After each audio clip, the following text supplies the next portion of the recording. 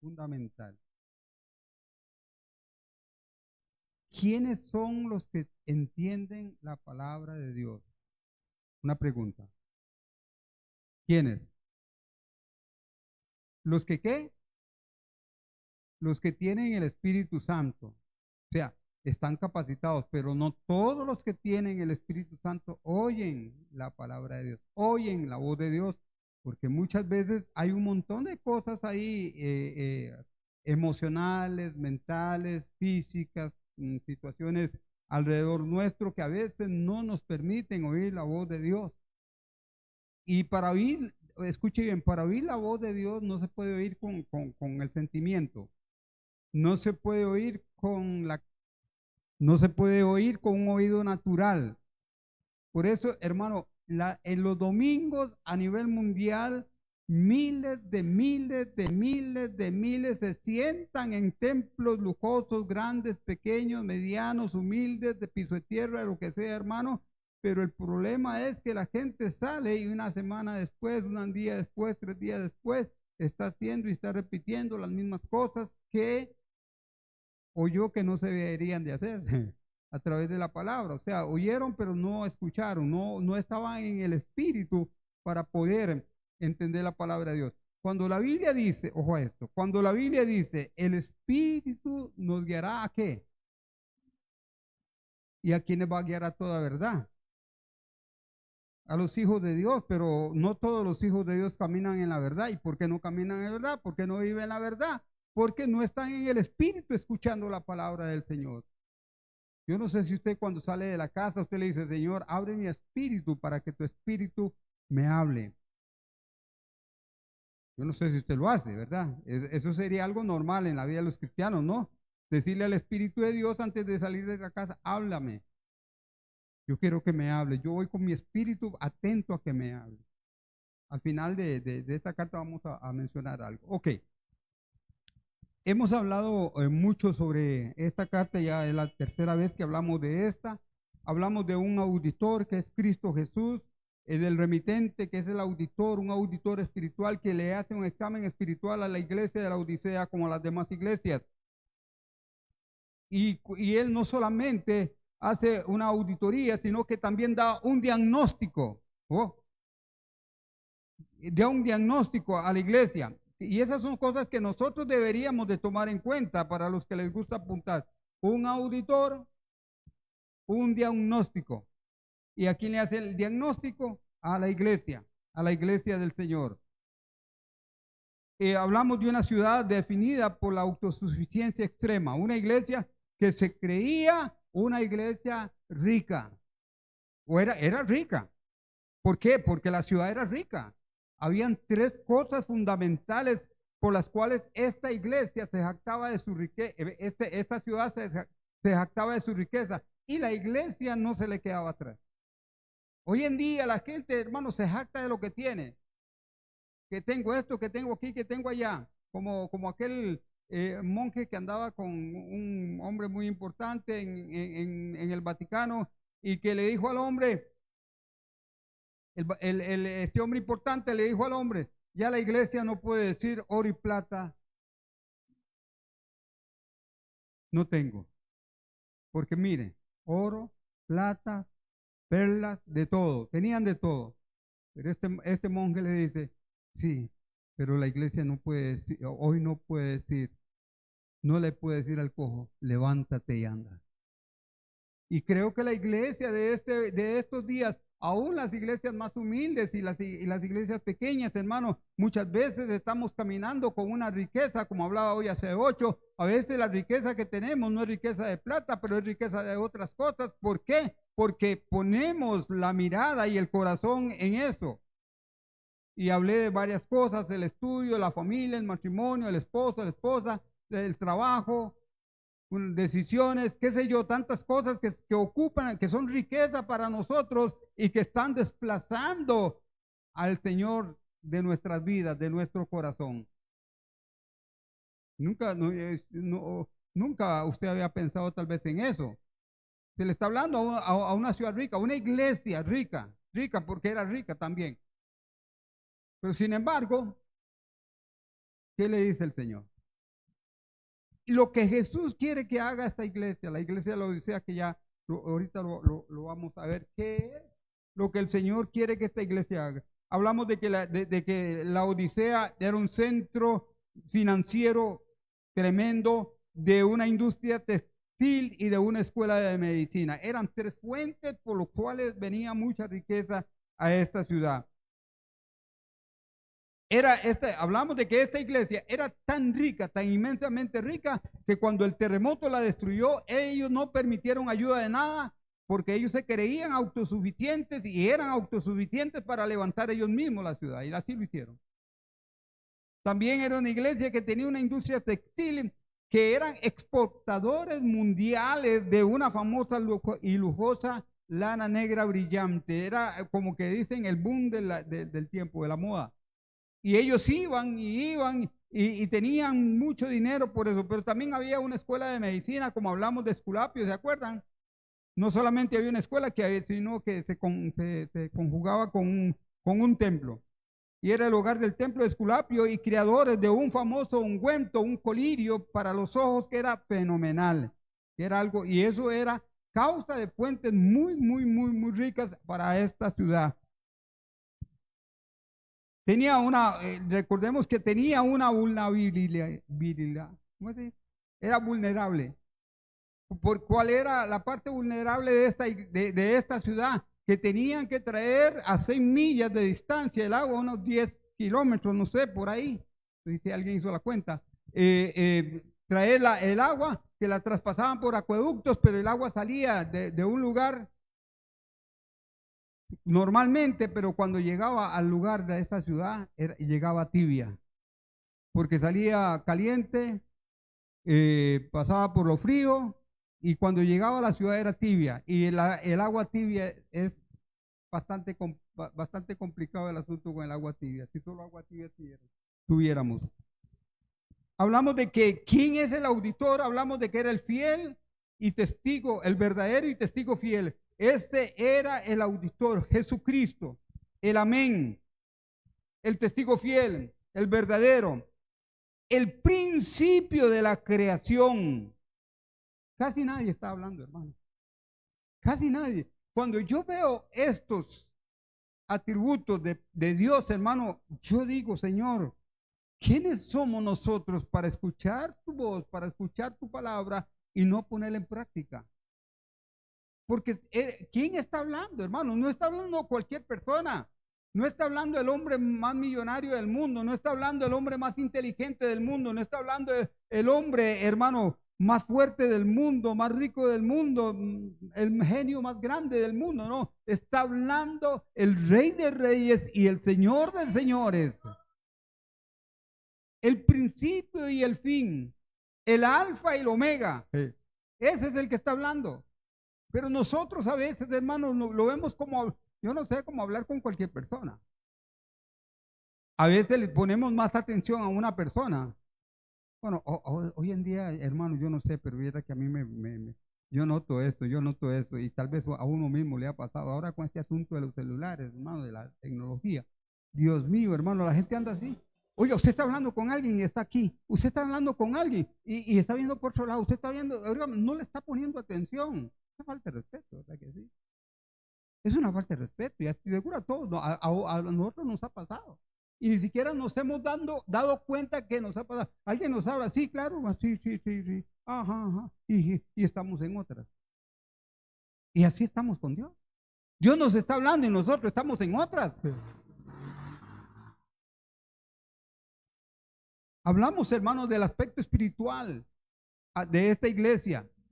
¿Qué era esta iglesia? Bueno, habla de lo frío, habla de lo tibio y habla de lo caliente. Eso pudiéramos hablar de un espectro térmico de utilidad espiritual. Lo frío está bien, lo caliente está bien, pero lo tibio, y si lo vemos en términos espirituales también, hay gente que está caliente, hay gente que está fría, y que aunque esté fría, tiene la posibilidad de entrar al calor, de calentarse, ¿verdad que sí? Pero el tibio, ¿dónde lo ponemos? Y yo creo que el Señor hace una buena enseñanza al respecto. Y aquí entramos en algo, hermano, que es la tragedia de la religión vacía. Creo que hoy tenemos esa tragedia hoy en día. Estamos viviendo en una religión vacía, sin contenido, sin emoción, sin espiritualidad, sin, no sé, hermano. Una iglesia, lo que yo en algún momento quería, bueno, por ahí tengo algo apuntado una enseñanza o una predicación. La iglesia superficial. Hay una iglesia superficial, una iglesia que camina en la periférica de lo que debería de ser, en la periférica de la palabra. Oh, yo sé lo que es la palabra de Dios. Sí, yo conozco las promesas de Dios. Sí, yo sé esto. Sí, yo sé el otro. Saben de todo, hermano. Y no estoy hablando de gente que tiene un año de estar en la iglesia. Estoy hablando de gente que tiene 100 años de estar en la iglesia. Y siempre saben todo, pero ¿de qué me sirve a mí saber todo esto si no lo estoy viviendo? Todavía la gente con tantos años de estar en la iglesia anda preguntando cuál es la voluntad de Dios. Anda preguntando, ¿cómo hago para escuchar al Espíritu Santo? Hermano, ¿cómo hago para escuchar y para entender lo que Dios me está diciendo? Bueno, ahí está la palabra. Y hay tantas cosas que nosotros estamos haciendo y practicando que están en contra de la palabra de Dios y que sabemos que están en contra de la palabra de Dios, hermano, pero nos rebelamos en contra de la palabra de Dios. Y rebelarse en contra de la palabra de Dios es rebelarse contra Dios. ¿O no? Religión vacía. Cantamos, aplaudimos, en algunos casos nos emocionamos y salimos y otra vez a la misma rutina. O en algunos casos venimos y estamos ahí muy solemnes, muy calladitos, muy no sé cuánto, y ni aplaudimos, ni cosas por el estilo. Pero también la misma cosa, la misma historia, religión vacía. No, hermano, yo no sé, hermano, pero qué feo, digo yo, y lo he dicho en algunas ocasiones, qué feo y qué horrible ser un religioso, hermano. Yo no sé si usted entiende qué es ser un religioso. Un religioso, hermano, es aquel que practica una religión, pero que cuando está dentro de las cuatro paredes, usted lo ve a una cuarta del suelo. Usted lo ve con cara de santo. ¿Ah? Pero cuando está en su casa, cuando nadie lo ve, o con la familia, o con otro, en cualquier lugar, con los amigos, o con los compañeros, es otra historia, es otra historia, es otra historia. Ese es un religioso. El religioso es el que cuando los religiosos van a su lugar, ¿verdad? De reunión y salen de la iglesia a volar el codo. Salen de su iglesia a buscar ¿cómo se llama? A la mujer que no es su esposa, o al hombre que no es su esposo. Eso es un religioso. Pero un cristiano verdadero no es uno que vive en una religión, sino que vive en una relación con el Cristo de la gloria. Una relación genuina, auténtica, que depende totalmente, 100%, integralmente del Señor, no de otra cosa. Nosotros dependemos más de otra cosa, de lo terrenal, de lo mundano, de lo carnal. La gente se enoja, la gente grita, la gente pelea, se llena de ira, y de un pronto a otro. Es que ustedes me hacen enojar. Estoy hablando de cristianos. O algunos viejitos se enojan y dicen, es producto de la edad. No, hermano, todo eso es producto del viejo hombre. No es de la edad. No es que alguien me hizo enojar. Es el viejo hombre que está en nosotros, que está predominando, porque no nos hemos dado cuenta de que el viejo hombre ya fue crucificado y muchos siguen cargando con el viejo hombre, con el hombre muerto. Y a veces decir, pero yo no entiendo esto, pero ¿cómo? ¿Qué es? Sí, es lo que la Biblia dice o no. Religión vacía. Y hermano, y Satanás es bueno para premiar a los religiosos. Mira qué bueno. Los que viven o sea, Satanás los tiene bajo su control. Y un religioso, para ponerlo en el contexto del que estamos hablando, es un tibio. Así es que revísese. ¿Es frío usted? ¿Es caliente usted? ¿O es tibio? Si es tibio, déjeme decirle que usted es un gran religioso, aunque usted no diga amén.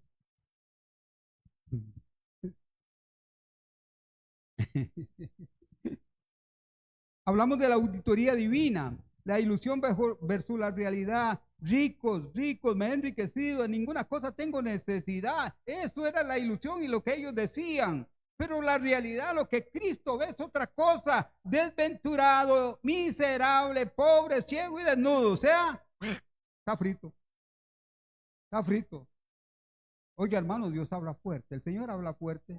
A veces a uno como pastor le da como algo, decirle algo fuerte a alguien, ¿verdad que sí? Pero el Señor no tiene pelos en la lengua para decir las cosas. Claro que el Señor sabe cómo arreglárselas, porque después vamos a ver cómo se las arregla Él. La ceguera espiritual es la raíz del problema.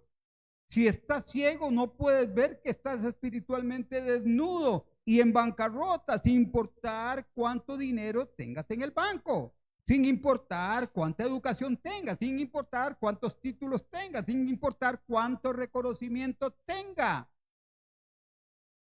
No importa. Eso no importa. Dios te ve desnudo. Si estás desnudo, te va a ver desnudo. Si estás miserable, te va a ver miserable. Ahí no hay paquete. El que tiene ojos como llamas de fuego, dice el capítulo 1 de Apocalipsis. ¿Qué quiere decir eso? Que todo lo ve. ¿Qué se puede esconder? Yo puedo hacer, ¿cómo se llama? Chanchullo, pero Dios me ve.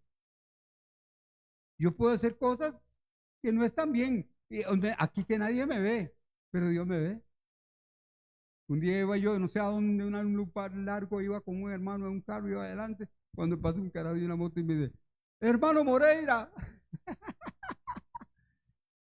hermano Moreira, hasta aquí me conocen, hermano Moreira, fíjate vos, en un lugar tan largo y qué iba a pensar uno. Y cuanto más Dios nos ve, hermanos. Él es el que ve. Y no solamente el que ve, el que oye. Él sabe todo. Él sabe todo. Aún aquellas cosas que usted no sabe. Algunas aquellas cosas, hermano, que ni el más íntimo suyo sabe. Hay las cosas más íntimas de nuestro corazón, Dios las ve.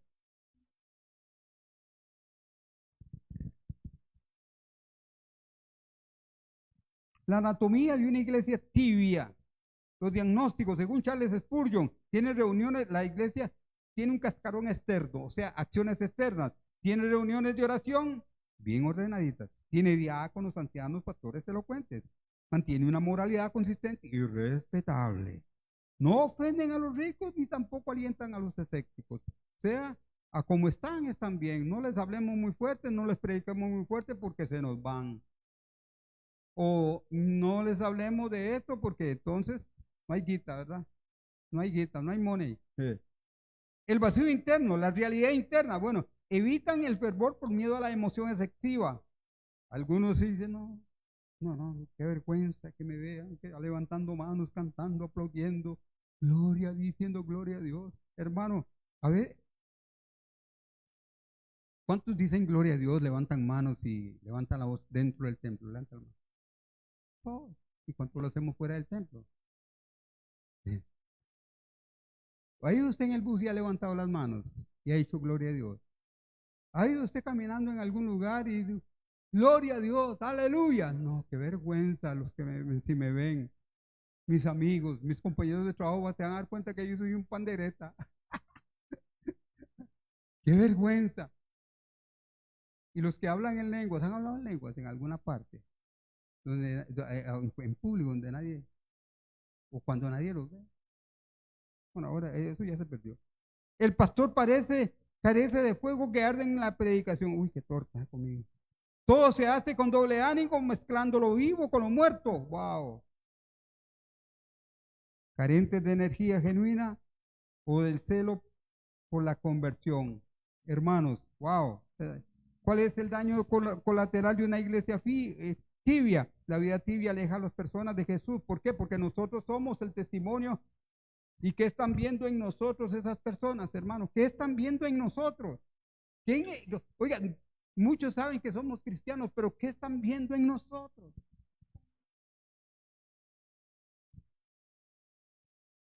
Adrián nos está enseñando de algo tan importante.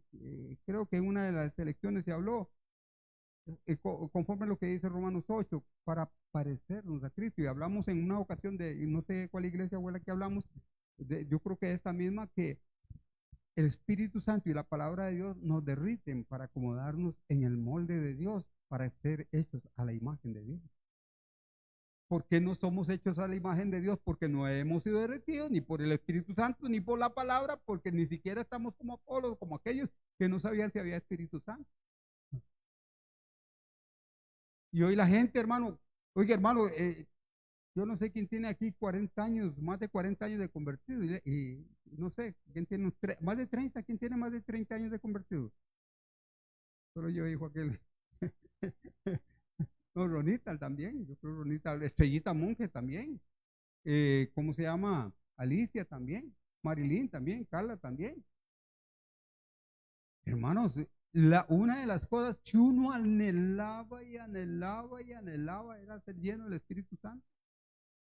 Es un anhelo, hermano, que bueno, cosa más increíble, hermano. Uno oraba, ayunaba, se consagraba, venía, y por cuanto predicador venía, uno pasaba al frente para que le pusiera la mano, hermano. Y yo recuerdo que yo pasaba y yo nada, y nada, y nada, y nada. Y algunos hasta le decían a uno, repita esas palabras. Yo nunca repetí nada, por supuesto, ¿verdad? Pero así se atrevían a hacer eso para ayudarle a la gente. Pero un día, solo, en este lugar, tuve la experiencia, la segunda experiencia más maravillosa que he tenido en el Señor fue la llenura del Espíritu Santo. Y he tenido un montón de experiencias con el Señor, hermanos, maravillosas, poderosas. Una persona, escuche bien, hermano, una persona que llena el Espíritu Santo es una persona que está encendida por el fuego de Dios. Es una persona, hermano, que tiene un espíritu diferente. A muchos, aún hasta cristianos, y aún a muchos hasta cristianos que tienen más años de estar en la iglesia que uno. Yo pasé por toda esa historia, hermano. El cambio divino, el intercambio de Dios. Yo te aconsejo, aquí viene el verso 18, por tanto yo te aconsejo que de mí compres oro refinado en fuego para que seáis rico. ¿Qué hay que hacer para ser rico? Comprar del Señor oro refinado. Ahorita vamos a hablar un poquito de eso. Para que seas rico. Y vestiduras blancas para vestirte. ¿Cómo hago yo para que no se descubra la vergüenza de mi desnudez? Vestiduras blancas para vestirme. Y unge tus ojos con el colirio. ¿Cómo puedo hacer yo para ver? Hoy hay colirios y un montón de cosas para que le mejorarle la visión a la gente. Y entonces, ¿cómo puedo hacer para ver bien? Entonces, hermano, aquí viene un intercambio divino. Y el Señor dice, ojo a esto. Los que como dijo Adrián ayer, traiga una Biblia así como algunos lo traen, en tinta y papel, tráigala. Y tráigase un lápiz. A mí me gusta siempre usar lápiz, por aquí ando uno. Y subraye esta palabra que es tremenda. Yo te aconsejo que de mí compres. O sea, lo que quiero enfatizar es en la palabra yo te aconsejo. Oiga, hermano, Dios nos aconseja. Dios quiere y tiene lo mejor para nosotros. Pero nosotros somos muy cabezones que no pareciera que no queremos lo que Dios tiene y lo que Dios quiere para nosotros. Nosotros buscamos en los basureros, buscamos en el chiquero, buscamos en el basurero del mundo, hermano, y wow. Cuando podemos venir a Él y comprar de Él, ¿y sabe qué? Él no cobra, hermano. ¿Sabe que usted le compra a Dios y Dios no le cobra? Más bien le da más. En algunos casos, yo no sé cuánto le ha pasado, que ha ido a comprar algo a la verdurería o a algún lugar y dice, tome feria. Le dan feria, ¿verdad que sí? Pero le cobran. Y a veces ese asunto que le dan feria también está conversado, ¿verdad que sí? A veces lo están cobrando por aparte. Pero el Señor, hermano, dice, compre de mí, te aconsejo que compres de mí, pero yo no te voy a cobrar. Oye, te voy a dar más. Ojo, ellos se jactan de la riqueza financiera, pero el Señor dice, compres de mí, te aconsejo, oro refinado en fuego. ¿Qué me dice eso? De riqueza espiritual genuina que sobrevive la prueba. ¿Por qué mucha gente cuando está en una prueba, hermano, no sobreviven? Algunos se van al mundo, otros se van a hacer lo que antes hacían, otros hermanos se enferman, otros no se levantan. ¿Por qué? Porque ahí está, hermano. Porque no están comprando riqueza espiritual genuina al Señor. Ayer mientras Adrián estaba enseñando, se me vino a la cabeza un texto bíblico que dice que el que se une a Él, un espíritu, es con Él. Hermano, esto es sumamente profundo y poderoso. Dios es espíritu y solo los espirituales le pueden adorar en espíritu y en verdad. Pueden tener una relación espiritual con Él. Nosotros, hermano, estamos comprándole al mundo y pagándole al mundo. Y le pagamos, hermano, al mundo con impuestos súper elevados. Las cosas que creemos que son de beneficio, y no estoy hablando de cosas materiales, estoy hablando de vacilones, de comodidades, de prioridades. Pero cuando la prioridad mía es el Señor, yo estoy comprando de Él, hermano, oro refinado, riqueza espiritual, auténtica y genuina, a través de mi relación con Él, a través de mi relación con la palabra, a través de poner en práctica su palabra. Me estoy enriqueciendo espiritualmente. Hay un montón de pobres en la iglesia que tienen años de estar en la iglesia. Tienen posición, tienen comodidad, tienen títulos, tienen reconocimiento, pero no son ricos espiritualmente.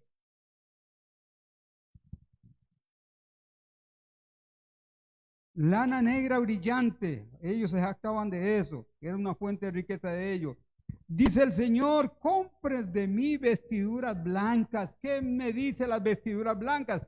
Protección pura y santa que oculta la vergüenza del pecado. Ya no soy un esclavo del pecado, porque cuando yo entregué mi corazón a Cristo, me arrepentí de mis pecados y le dije, sé Señor de mi vida. Él quitó las vestiduras negras y me puso vestiduras blancas, resplandecientes. Aleluya. Me habla de santidad, me habla de pureza, me habla de limpieza, me habla, hermano, aleluya, de vivir una vida entregada totalmente a Él. No sé, búsqueme alguien que me busque, creo que es Isaías 1:15, a ver si es ese, es un versículo que a mi esposa antes lo mencionaba mucho. Me dicen si, mientras estoy hablando, alguien diga, levanta la mano. Dice, tienen colirio, una fábrica, un lugar, un laboratorio donde producían un colirio buenísimo para los ojos que lo exportaban. Pero ¿qué le dice el Señor? Compre de mí colirio divino. ¿Y qué me habla de eso? Sanidad para los ojos del corazón, para obtener verdadera visión espiritual. Si algo ha perdido la iglesia de estos días, es la visión espiritual. Tienen ojos, pero no ven. Han perdido la visión. Uno habla con mucha gente, hermano, y uno dice, no ven más allá de sus narices. Son tan ciegos que no distinguen una mano de la otra. ¿Cuál es? ¿Qué dice?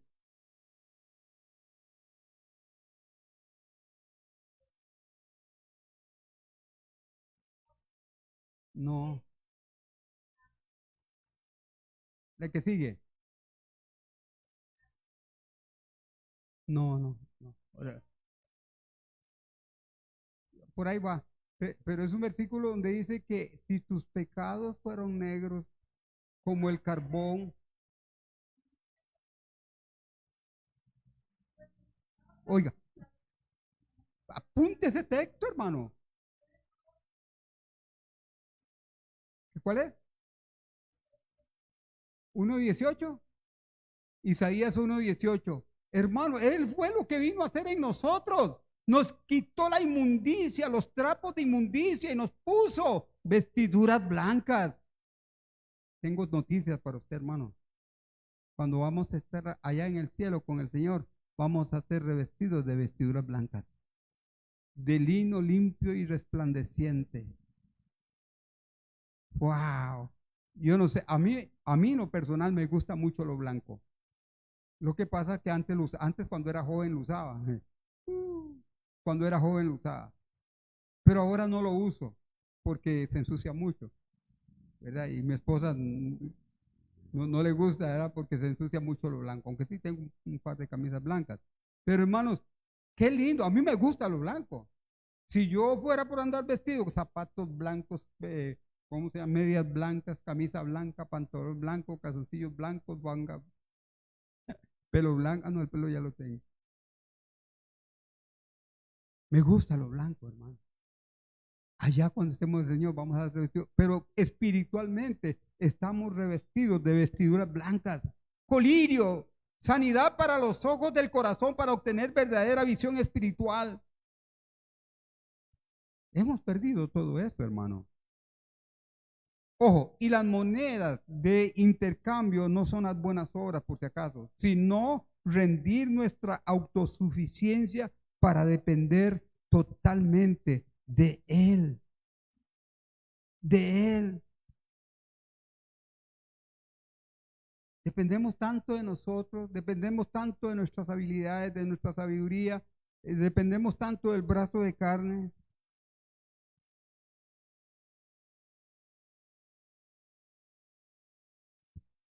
El motivo detrás del bisturí, los que han pasado por la cirugía, por una cirugía, nunca en mi vida había pasado por una cirugía, nunca, hasta que me tocó. Y me tocó en la edad que menos pensaba, y es 76 años. O, hace 77 años, un martes 10 de mayo de 1949, una chola que había venido de allá de el Bajo de los Pérez estaba dando a luz a este cromo. Poco arrugado, pero cromo. Hace 77 años. Hace 77 años. Y nunca había pasado por esa situación hasta que me tocó y fue Big One. Y esto se las enseño, dijo que oiga, un día llegaron unos pastores y me abrí levanté la camiseta para enseñarlo y uno casi se descompone. No, me descompongo cuando veo esas cosas. Hermano, nunca. El bisturí es una herramienta bastante interesante, hermano, porque corta con una precisión increíble. Y saca y corta con una precisión las cosas que tiene que cortar que están malas. El Señor está metiendo el bisturí a esta iglesia para cortar aquellas cosas que están malas, arrancarlas, sacarlas de ahí. A veces nosotros, hermanos, no soportamos. Y si vale que esas operaciones la hacen, bueno, a mí me la hicieron dormida, me durmieron todo. Comenzó a hablarme la muchacha y hablarme, y cuando siento un beso aquí en la mejilla, y vuelvo a ver, era Kimberly. Y dice, papito, te amo. Y me dice la muchacha, hasta más tarde. Bueno, pues, yo no sé si les he contado esto. Antes de la operación me llama, estaba con Marilyn y un muchacho chino que es un médico y dice, tenemos que operarlo. una persona que nunca había pasado por eso. Tenemos que operarlo. Dice, sí. ¿Y qué? Me dice, bueno, dice, el asunto es el siguiente. Hay un 90% de probabilidades que salga bien, pero hay un 10% de que no. Entonces le digo yo, y ese 10% quiere decir que me puedo morir. Me dice, sí. Me dice, sí. Y es que uno entra a una sala de operación y no sabe si va a salir o no. Eh, Lourdes, uno no sabe. Uno no sabe. Uno solamente va alabando y glorificando al Señor, nada más. Y si nos vamos y nos quedamos. Pero bueno, gloria a Dios que aquí estamos, ¿verdad que sí? Gloria al Señor, hermano. Y Dios guarde, eso no, lo hicieran despierto, ¿verdad? Una operación de esas. Dios guarde. No.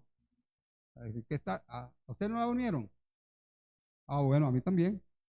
Y uno se llama Gali. Pero hermanos, pero el Señor, hermano, opera de una forma tan maravillosa, hermano, tan preciosa. A veces nos va a doler. Cuando Dios, ¿sabe cuándo nos va a doler? Cuando nosotros estamos empersinados, metemos la jupa, la cabeza, somos tan cabezones, por aquí, por aquí, por aquí. Y el Señor te habla y te dice, no. Pero ¿cómo? No. Y Dios dice no. Porque hay la gente piensa que Dios solamente dice que sí.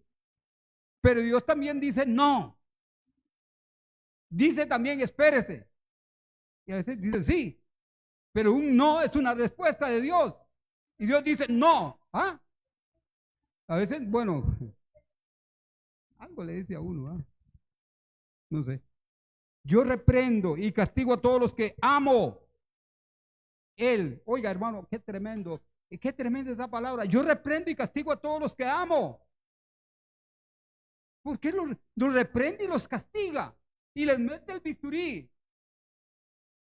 ¿Por qué? Sería la respuesta? ¿Yeah? Porque nos ama. Ahora, este amor que está hablando aquí no es el amor ágape, por si acaso.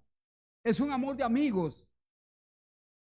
Es un amor de amigos, como cuando uno ama a un amigo extrañablemente o ama a una persona entrañablemente. En Faro del Caribe trabaja una hermana que al esposo le hicieron un trasplante de riñón. ¿Y quién le dio el riñón? Su hija. Su hija le dio el riñón. Para hacer esto, hermano, hay que tener un amor muy, muy cercano. La hija se lo dio al papá. Y así ha sucedido mucha gente, ¿verdad? Muchas veces, estas cosas. Gloria al Señor. Y ese amor, yo te amo, o sea, yo te amo con un amor entrañable, como mi amigo, como mi estimado amigo, como mi compañero. A pesar de la dura reprensión, Jesús no usa la palabra ágape, amor incondicional divino, sino fileo. El corazón de Jesús hacia esta iglesia errante dice, aun cuando los reprendo, sigo siendo su amigo íntimo. Wow, qué lindo. Qué lindo, hermano, qué lindo es eso. Y no sé en qué evangelio dice que el Señor ya no los llamaré esclavos, ahora los llamaré.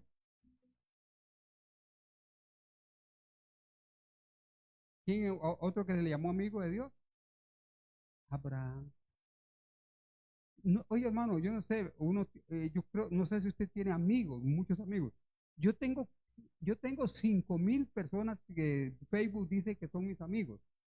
Facebook dice que son mis amigos, pero ni los conozco.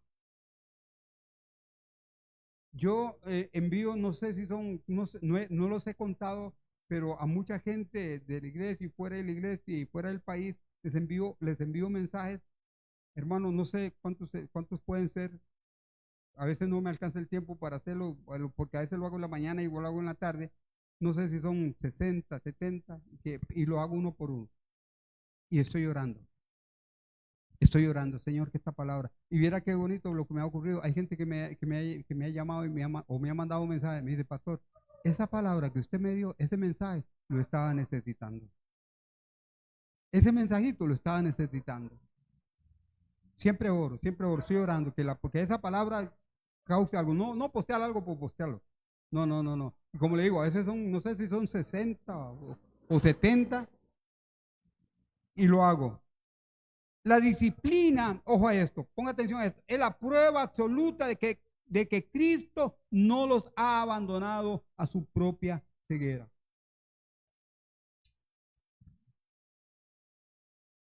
Yo creo que a nosotros, ¿a cuántos de ustedes, los que tuvieron la oportunidad con su papá y su mamá, de que los disciplinaban, a cuánto les gustaba?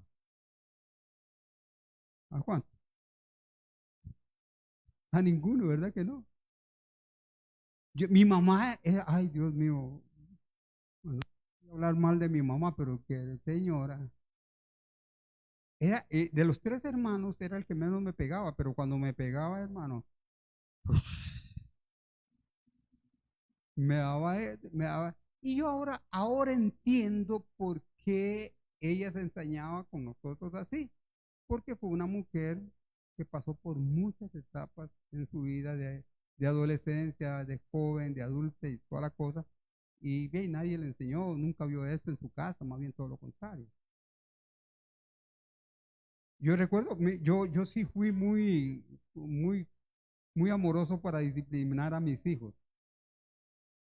No, no sé si Marilyn se acuerda, Carla se acuerda, si estuviera Jonathan y si estuviera Kimberly, se acordaran. Hermano, yo tenía una paleta guindando, se la recomiendo a los padres que tienen hijos pequeños, tenía una paletita guindando ahí. Y cuando yo llegaba, bueno, antes de conocer al Señor, yo llegaba a la casa y mi esposa me decía, fulano, de Digo, ok. Cuando ya conocimos al Señor, comenzamos a entender un poquito más el asunto, yo le decía a mi esposa, cuando, cuando yo no estoy, usted los va a disciplinar. Cuando yo estoy y se portan mal, yo los voy a disciplinar. Y si hay algo que hicieron que tal vez usted no lo puede manejar, pues cuando yo vengo, usted me lo dice y yo hablo con ellos. ¿Cuál era mi forma de disciplinarlos? Conste que teníamos la paletita y decía vara de corrección, ¿se acuerdan? Decían vara de corrección, ese era. ¿Y qué hacía yo? Yo llegaba y llamaba a Marilyn, necesito hablar con usted. Nunca les regañé delante de los hermanos de la familia. Me los llevaba para el cuarto y yo les decía, ¿qué pasó? Esto y esto y esto. Sí, papi, pero es que ya no me va a pegar. Sí, pero no muy duro. Ah, bueno, y también me preguntaban, ¿y cuántos? Entonces yo le agarraba la paleta, yo ya estaba con la paleta, y ellos mismos, o en el caso del varón, se bajaban los pantaloncillos y ellas se levantaban la naguilla o lo que sea, y le quedaban las nalguitas peladitas. Donde la espalda pierde el nombre, agarraba la paletita. Depende lo que ellos hubieran hecho, así les castigaba. Una, cuando era muy leve, cuando era un poquito más. 3 y 4 cuando ya era el asunto serio. Pero nunca me enseñé eso. Pa, pa, pa, pa, pa, pa, pa, pa, pa, pa, pa. Parecía tambor. Y cuando terminaba yo eso, me esperaba que lloraran un rato y cuando ya terminaban de llorar, los agarraba, los abrazaba y me los recostaba al pecho, mi amor, te castigo y ellos se acuerdan. ¿Cómo era? Te castigo porque te amo. Sí. Ajá. Ah, sí, sí, a ver si acaso mitigaba el asunto, pero no. Oiga, escuche esto. Y yo aprendí algo, hermano. Si le prometía un premio a un hijo, se lo daba. Nunca le prometí algo que no le podía comprar. Los papás pasaban por las tiendas. Sí, más tarde se lo compro, más tarde se lo... No, mentira, nunca le iban a comprar nada. Pero yo nunca les dije, yo más tarde se lo compro. No, nunca se les dije eso. Ellos saben. Ellos saben. Nunca, nunca, nunca, nunca. Yo, ¿cómo se llama? Si les prometía un premio, ok, yo se los daba. Pero si les prometía un castigo, también se los daba. Hay padres que le prometen un premio y no se lo dan. Y obviamente si le prometen un castigo tampoco se lo dan. Y una frase que yo les decía a mis hijos cuando estaban pequeños, o cuando ellos ya se casaron y tu comenzar, no les ría las cosas a los niños porque cuando sean grandes usted va a llorar. Yo les decía eso. Lo que usted le reí hoy a los niños, cuando estén grandes, usted lo va a llorar. Y a veces nosotros lloramos. Yo lloré mucho por una de mis hijas. Lloré mucho. Y ellos, nadie se daba cuenta cuando yo lloraba, pero yo lloraba. Lloré mucho por mi hija. Y conste que yo no se me sentía culpable de lo que a ella le pasaba. Fue otra historia. Pero la disciplina siempre estaba. Dios nos disciplina porque nos ama. El padre que ama a su hijo lo disciplina. Así Dios también nos disciplina a nosotros, hermanos. Yo he pasado por la disciplina del Señor.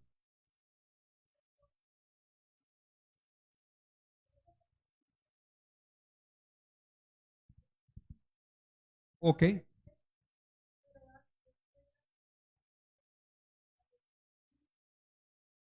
Amén. He aquí, yo estoy a la puerta y llamo, y si alguno oye mi voz y abre la puerta, entraré a él, cenaré con él y él conmigo. La paradoja de la puerta cerrada. Qué interesante, ¿verdad? Que una iglesia anterior, que tenía la puerta abierta, pero esta tiene la puerta cerrada. Y qué bonito esto, hermano, qué bonito esto en el sentido de la enseñanza. Si Filadelfia era la iglesia de la puerta abierta, la Odisea es la de la iglesia de la puerta cerrada para Jesús. El misterio soberano, el Cristo omnipotente, se rebaja a procurar la cooperación del corazón humano. Él no derrumba la puerta, él espera. Oye, hermano, y ese mensaje mucha gente lo aplica a los no creyentes. Ese mensaje es para la iglesia. Es para nosotros, para cada uno de nosotros. Yo estoy a la puerta. Él está tocando, hermano. Él es un caballero. Pregunto, ¿puede entrar él si quisiera? Claro. O bota la puerta o no tiene tampoco necesidad de botarla o la traspasa, ¿verdad que sí? Pero sin embargo, toca la puerta. No le dice algo a usted.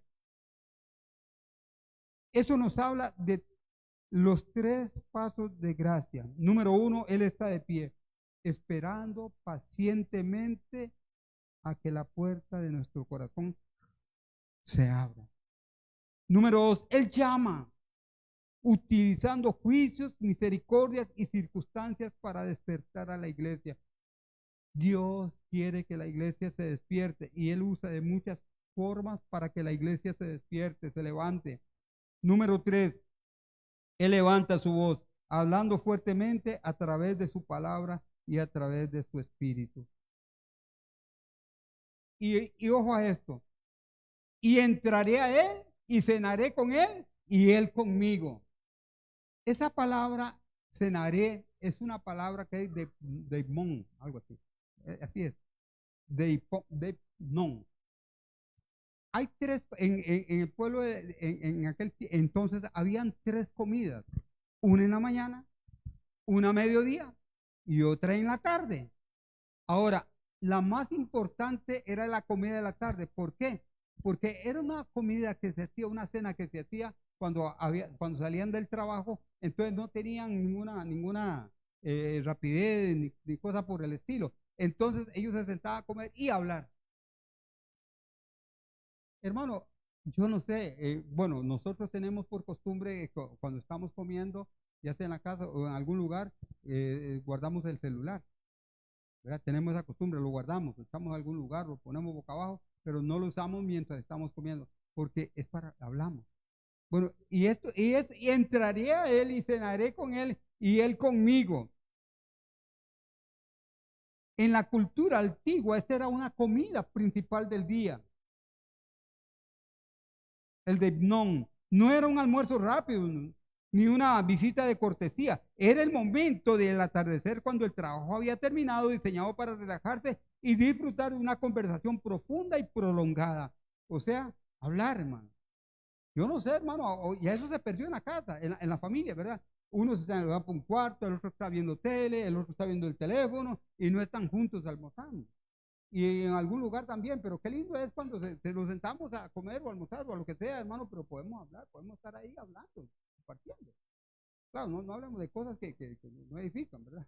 Pero hablemos. Es que, hermano, es que la conversación del cristiano, ¿cuál debe de ser? La conversación del cristiano tiene que ser de la palabra de Dios. Pero a veces yo oigo conversaciones que digo, ay Dios, mejor me quedo aquí, mejor no me voy aquí porque esas conversaciones nada que ver, no edifican nada. No edifican nada. Que fulano, que sultano, que mengano, que aquí. No. Cristo no busca una religión apresurada, ofrece una comunión constante, pidiendo quedarse todo el tiempo para que nosotros deseemos que Él espere. Él quiere tener comunión con nosotros. Y nosotros, hermanos, pareciera que no. El cambio de lo corporativo a lo personal, iglesia, individuo. Vea qué interesante. Le está hablando a una iglesia, pero le está hablando a cada persona. Hoy estamos aquí reunidos como iglesia y nos está hablando a todos, pero también nos está hablando a cada uno. Y cada uno, como decimos por acá, echa para su saco, ¿verdad que sí? Cada uno. Ok. Jesús no dice si la iglesia abre la puerta, Él dice, si alguno oye mi voz, alguno, persona, la invitación de gracia elude a la mayoría tibia y apela directamente a cada persona.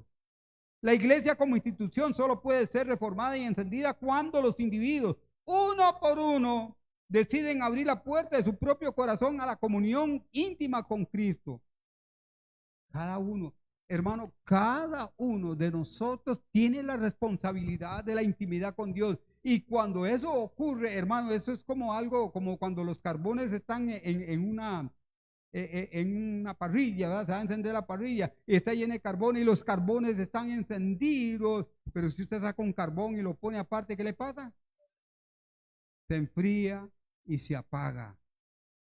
Pero si lo vuelve a poner, se vuelve a encender. La iglesia es así, hermano, tiene que encenderse uno por uno, tenemos que encender la mecha y que nos alcance a todos y que el poder del Espíritu Santo nos toque, hermano, y nos encienda para vivir una vida diferente. Y quiero terminar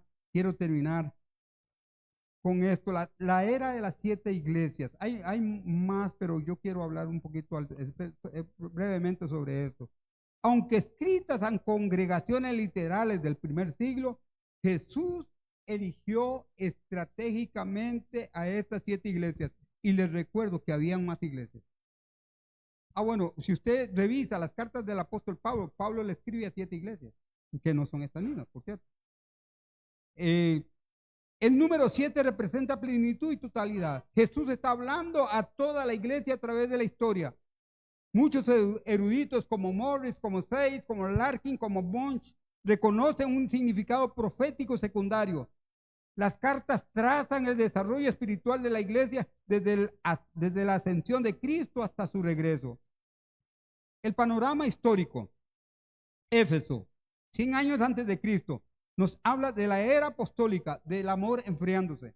Esmirna, 100 a 313 años después de Cristo, la era de la persecución, mártires. Pérgamo, 313, 530 después de Cristo, la era imperial, iglesia se unió, cuando la iglesia se une con el Estado. Pérgamo, es la iglesia que se casó con el mundo, que se casó con el Estado, que hicieron del Estado y ahí nace lo que hoy conocemos como la Iglesia Católica. Tiatira, 590 a 1517 después de Cristo, la era del papado, corrupción eclesiástica. Sardis, 517 a 1730 después de Cristo, la era de la reforma, retorno a la palabra pero con letargo. Filadelfia, 1730 a 1900 después de Cristo, la era misionera, avivamiento y puerta abierta. ¿Se acuerdan los avivamientos que hubieron por el 1900, 1916, algo así allá en Azusa Street, allá en la calle Azusa Street? La Odisea, que es la última que acabamos de ver, 1900, retorno.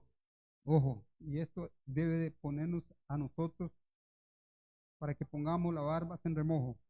La era de la apostasía, la iglesia moderna, rica, democrática y tibia.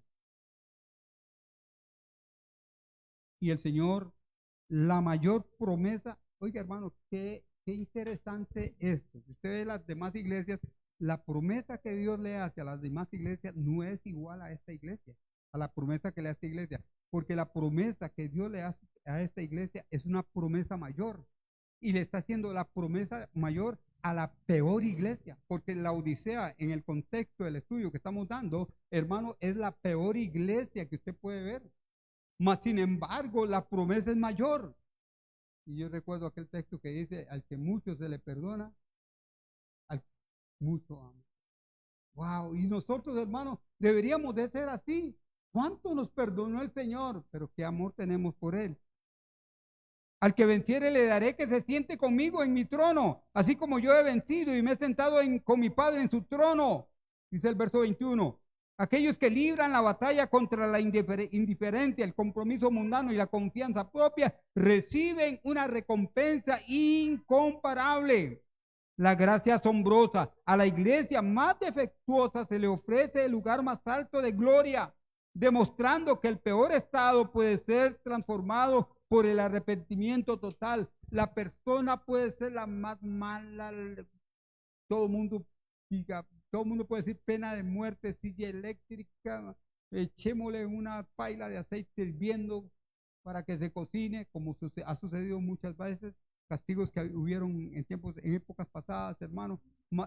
Nosotros podemos decir, pero si esa persona se arrepiente de verdad, alcanza la misericordia de Dios.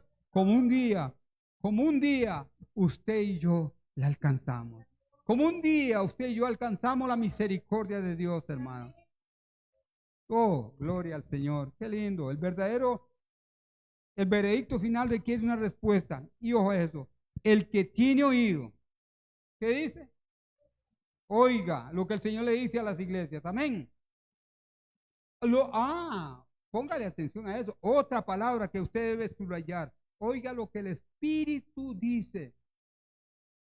¿Quién dice? El Espíritu. Hermano, venimos, nos sentamos, escuchamos una hora, lo que sea, y recibimos la palabra, pero no estamos escuchando al Espíritu. El Espíritu, al Espíritu de Dios, al Espíritu de la palabra. La palabra, hermano, no es esta palabra, este libro, levante su Biblia. Este libro, los que tienen Biblia. El celular no, porque lo van a tener que tirar al suelo. Hermano, escuche bien. Escuche bien. Este libro es un libro hecho en una imprenta, es de papel, encuadernado. Estas hojas en cárceles las usan para hacer puritos de marihuana. Las usan como papel higiénico. Las usan para muchas cosas. Un día cuando íbamos a sociedades bíblicas a los septiembre, ¿se acuerda? Casas abiertas. Yo cogí una Biblia y la tiré. La tiré en una tarima, ¿va? Porque entonces la tiré. Y me dice una señora, no tire la palabra de Dios. Perdonen. Pero hermano, es que, hermano, el contenido, o sea, lo esencial no es la Biblia que usted tenga, que es lujosa, que es de estudio, que es de color, que lo que sea, hermano. Es el espíritu de la palabra en su espíritu para vivir como Dios quiere. El que tiene oídos para oír, que oiga lo que el Espíritu dice a las iglesias. ¿Sabe el significado? ¿Qué significa la Odisea? Ahí está. Gobierno del pueblo. ¿Alguien sabe qué quiere decir democracia? Democracia. El poder del pueblo. Esta iglesia se llamaba la Odisea, gobierno del pueblo. Gobierno del pueblo. Es la tendencia natural de nuestra naturaleza caída buscar el consuelo tibio de la opinión pública y el lugar del fuego del gobierno de Dios. Nosotros muchas veces queremos la opinión y ponemos la mirada en políticos ponemos que en los políticos está la esperanza y nos olvidamos del gobierno de Dios. Nos olvidamos del Rey de Reyes y el Señor de Señores, del que reina por los siglos de los siglos. Amén. El diagnóstico divino es claro, pero la receta es la gracia. Amén. El amén y el testigo fiel sigue de pie ante la puerta.